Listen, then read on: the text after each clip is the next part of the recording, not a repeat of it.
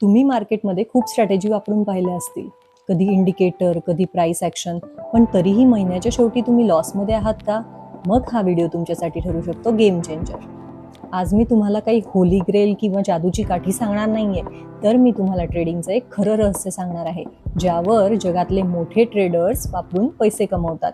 ते म्हणजे risk, reward आणि कन्सिस्टन्सी. चला तर मग वेळ न घालवता बघूया. स्ट्रॅटेजी कोणतीही असो, ती 100% कधीच काम करत नाही. अगदी मोठी माणसं सुद्धा मार्केटमध्ये चुकतात. फरक फक्त एवढाच असतो की ते चुकतात तेव्हा ते किती पैसे गमावतात आणि ते बरोबर असतात तेव्हा ते किती पैसे कमावतात.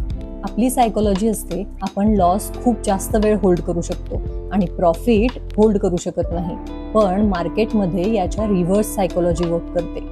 लॉसमध्ये असताना आपल्याला कमीत कमी लॉस घेऊन बाहेर पडायचे असते आणि प्रॉफिटमध्ये असताना जेवढं जास्त वेळ प्रॉफिट होल्ड करता येईल तेवढं होल्ड करायचं असतं. यासाठी आपण ट्रेलिंग एसएलचा यूज करू शकतो. जर तुम्हाला ट्रेलिंग एसएल काय असतं शिकायचं असेल तर कमेंटमध्ये ट्रेलिंग एसएल नक्की टाईप करा.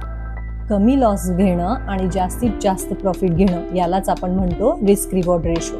1000 रुपये रिस्क घेत असाल तर 2000 रुपये किंवा 3000 रुपये प्रॉफिट घेण्याचा प्रयत्न करायला हवा.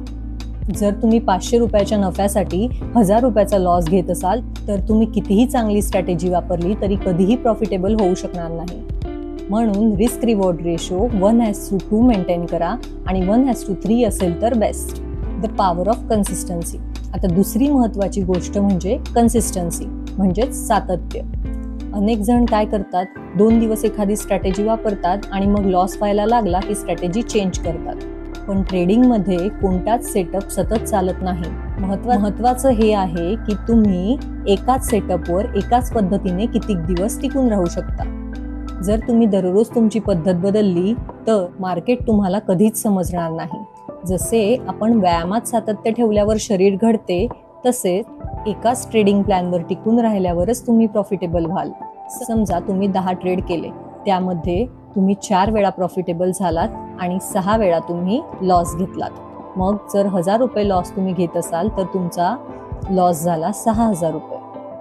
आणि जर प्रॉफिट तुम्ही 4 वेळा घेतलं 3000 प्रत्येकी तर तुम्हाला 12000 रुपये प्रॉफिट झालं.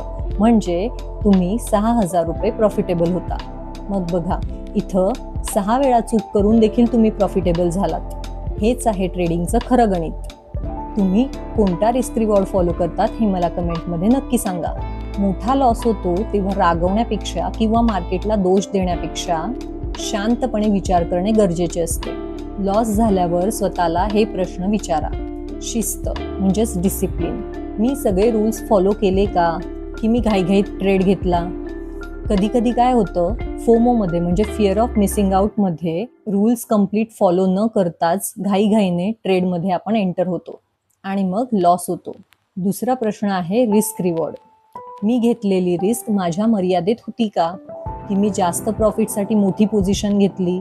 स्विंग ट्रेडिंगसाठी रिस्क ही नेहमी 1% ते 2% कॅपिटलच्या ठेवा आणि इंट्राडेसाठी 0.5% to 1% ऑफ कॅपिटल. कारण इंट्राडेमध्ये व्होलॅटिलिटी जास्त असते, त्यामुळे रिस्क जास्त घेऊ नका. प्रॉफिट हे अनसर्टन असतं, पण लॉस आपण कंट्रोल करू शकतो. रिस्क कमी ठेवली तर मार्केटमध्ये जास्त वेळ टिकता येईल आणि मार्केटमध्ये प्रॉफिटेबल होण्यापेक्षा जास्त टिकून राहणं आणि कॅपिटल प्रोटेक्ट करणं हे सुरुवातीला जास्त इम्पॉर्टंट असतं. तिसरा प्रश्न तुम्हाला काय विचारणार, स्ट्रॅटेजीने एंट्री घेतली होती की इमोशन्सने? म्हणजेच हा लॉस मार्केटच्या हालचालींमुळे झाला की माझ्या इमोशन्समुळे? ट्रेड बरोबर असतानाही कधी कधी इमोशन्समुळे आपल्याला लॉस होतो, भीतीमुळे किंवा ग्रीडमुळे. भीती म्हणजे ट्रेड घेतल्यानंतर ॲनालिसिस करायचं, त्यालाच आपण म्हणतो ओव्हर ॲनालिसिस. त्या ॲनालिसिसमध्ये आपण निगेटिव्ह फॅक्टर्स शोधायला लागतो आणि मग एखादा निगेटिव्ह फॅक्टर सापडला की आपल्याला असं वाटतं अरे आपण चुकलो आणि आपण ट्रेड एक्झिट करतो आणि तो ट्रेड बरोबर टार्गेटला जातो.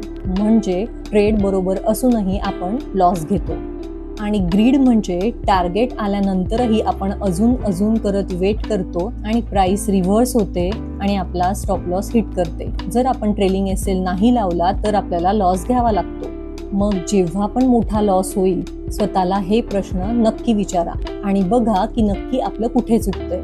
यासाठी ट्रेडिंग जर्नल मेंटेन करणं खूप महत्त्वाचं आहे. जर ट्रेडिंग जर्नल बद्दल शिकायचं असेल तर कमेंटमध्ये ट्रेडिंग जर्नल टाईप करा. 99% या 3 कारणांपैकीच एक कारण मोठ्या लॉससाठी जबाबदार असतं आणि जेव्हा आपण आपली चूक मान्य करतो तेव्हाच आपण एक मॅच्युअर ट्रेडर बनण्याच्या दिशेने पहिलं पाऊल टाकतो. लक्षात ठेवा, जो ट्रेडर आपल्या चुकांमधून शिकतो तोच पुढे जाऊन यशस्वी होतो.